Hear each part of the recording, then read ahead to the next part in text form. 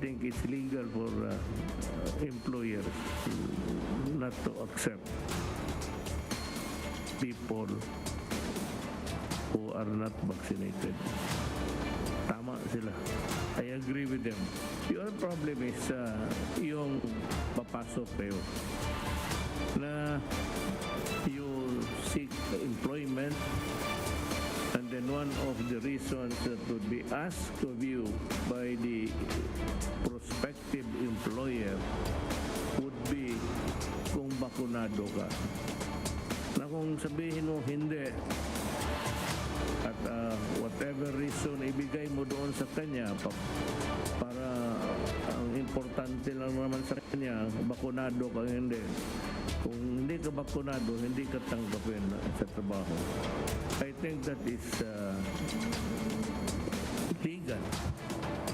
You have the right to refuse to accept as an employee of somebody who is not vaccinated and would go and join the rest of the employees in the factory or in a place or whatever workplace that you have. Ano si lawyer, sabihin ko, mukhang tama ang ginawa ninyo. With Davao City Mayor Sara Duterte withdrawing her COC for re-election, speculations of a BBM-Sara tandem resurface. And an ally close to the presidential daughter reveals that's actually a possibility. Just days before the deadline of substitutions for the 2022 elections, Senator Bong Go hints at his possible withdrawal from the VP race. Vice President Leni Robredo hits back at Bongbong Marcos, who is pushing her to pull the plug on the petition to cancel his COC. Presidentiables are back on the ground today. Manila Mayor Isko Moreno is visiting Bataan, while VP Robredo is scheduled to take a trip to Batangas. And cinemas in Metro Manila reopen today.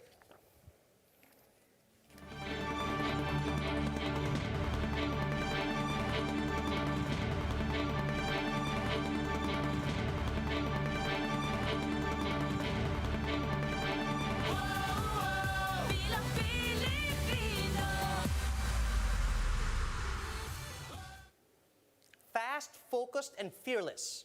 Here's everything you need to know as you jumpstart your day. I'm Charles Lejano. In a move that didn't come as a surprise to many, Davao City Mayor Sara Duterte Carpio has withdrawn her re-election bid for 2022. This now begs the question, what position will Sara seek now? Mean Los Baños with the report.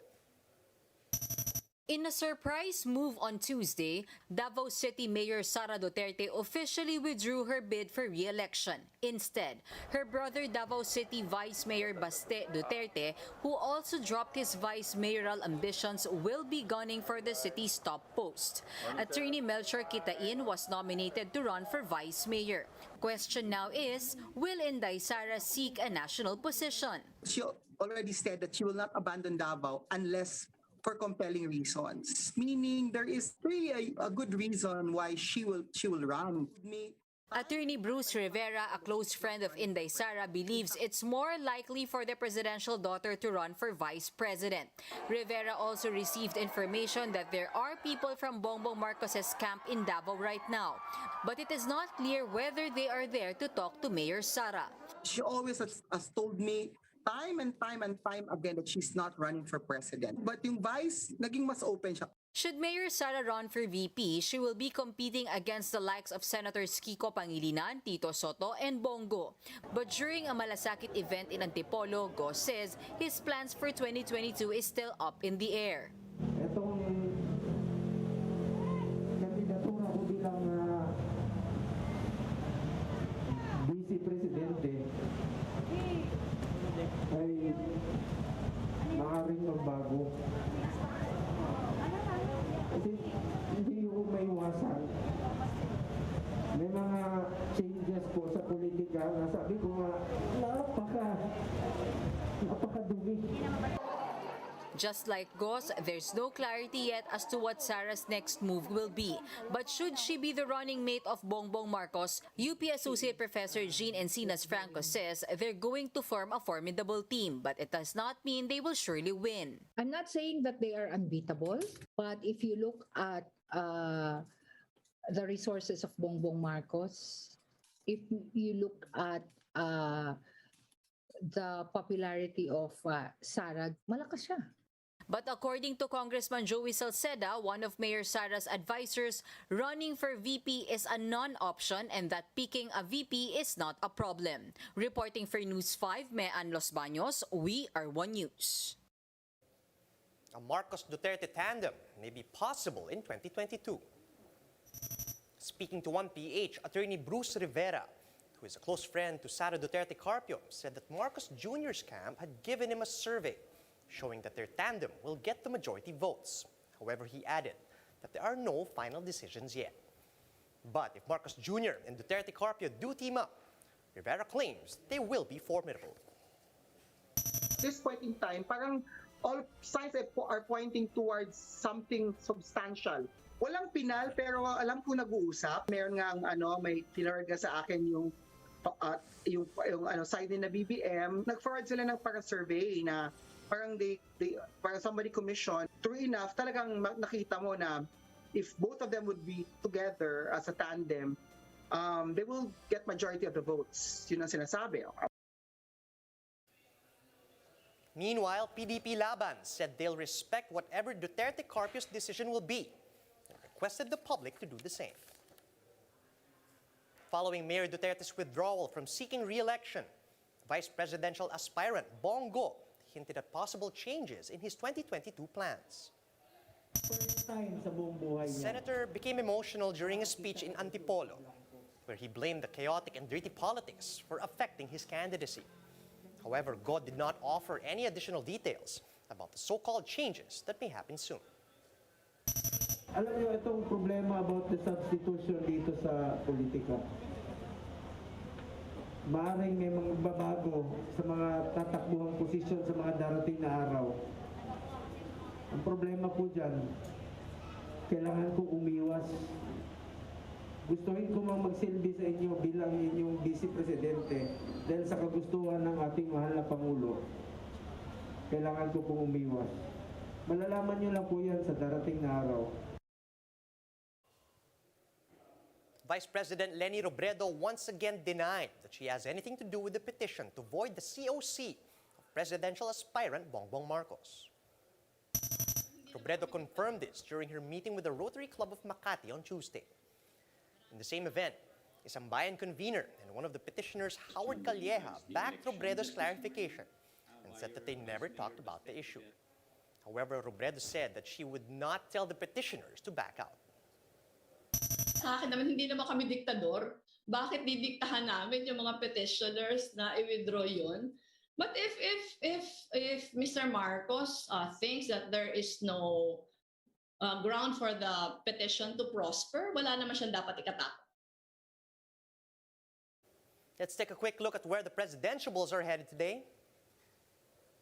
Vice President Leni Robredo will be in vote-rich Batangas for a meet and greet with some local officials. And she'll also meet with various sectors and volunteer organizations, including TODA officials, barangay health workers, and nutrition scholars, as well as daycare workers.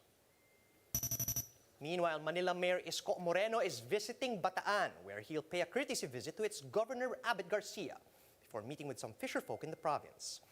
Moreno, who used to live in the town of Pilar, will also visit the unmarked tomb of his grandfather at the Landing Public Cemetery.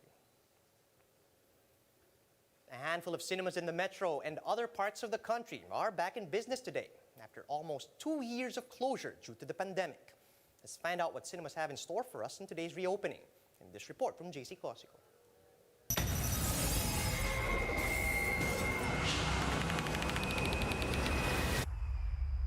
Would you scream your lungs out in a quiet place? Or would you venture into the most dangerous planet dubbed Dune? Well, first things first. You have to be ready. Cinemas in Metro Manila are finally reopening on November 10 after 20 long months. So will cinemas in Bohol, Iloilo, Laguna, Rizal, Tagaytay, and Tarlac. Epic sci-fi tune and horror sequel A Quiet Place Part 2 are among the first selections available. Following suit on November 17, superhero film Black Widow and horror thriller Don't Breathe 2. The Metro Manila Film Festival is also back this December, but the movie-going experience won't be the same. Only the fully vaccinated will be admitted at 50% capacity. You can't also munch on your favorite popcorn, as eating won't be allowed. In this Quezon City cinema, officials installed ribbons between seats, as well as safety markers inside and out. This San Juan Mall put up markers along ticket booths. It also has thermal scanners at the entrance. Moviegoers can't wait to purchase tickets. Well, mas maganda kasi pag mga widescreen, diba? So excited. I wanted to watch as well kasi di ba syempre parang 2 years rin. But for others, fear is the mind killer. Pag medyo wala na masyado yung virus. Wala ko muna. Netflix muna po. Saan ma'am? Netflix po. Mall officials hope the reopening would somehow offset months of losses, especially that the holidays are coming. Of course, it will help the business also around the mall. So we will have more foot traffic. Tickets would retain its pre-pandemic price. For News 5, JC Cosico, we are One News. And that's how the day is shaping up to be. Join us later at 9 a.m. as we monitor the day's biggest stories from sunrise to sundown. You can also catch One News on the Signal Play app. Register for a free account at www.signalplay.com and stream One News live anytime and anywhere. I'm Charles Lejano. Mask on, wash hands, and stay safe, Philippines. We are One News.